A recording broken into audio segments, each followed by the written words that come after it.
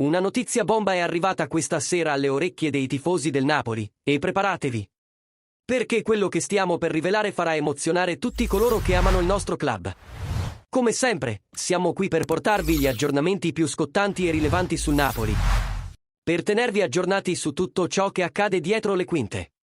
Prima di tuffarci in queste fantastiche informazioni, cogliete l'occasione per lasciare il vostro like e iscrivervi al canale.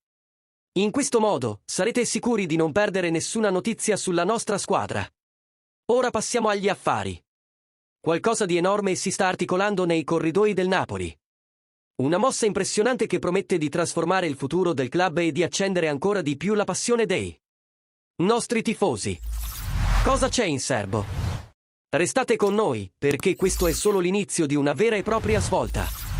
Secondo il giornalista Niccolò Ceccarini, il Napoli, sotto il comando di Aurelio De Laurentiis, continua a tenere d'occhio il mercato dei trasferimenti, alla ricerca di rinforzi che possano alzare ulteriormente il livello della squadra di Antonio Conte.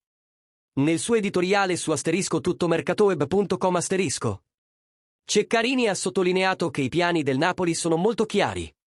La priorità per gennaio è l'inserimento di un terzino destro, a patto che i parametri tecnici ed economici siano favorevoli.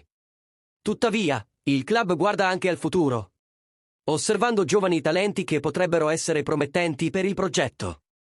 Due nomi sotto i riflettori sono Angelo Bonni, attaccante del Parma già alla terza stagione, e Nico Paz, giovane rivelazione del Como.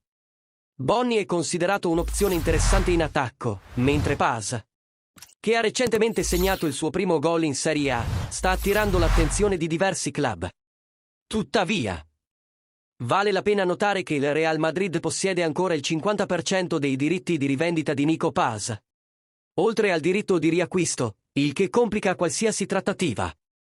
Ora, tifosi del Napoli, vogliamo sapere cosa ne pensate.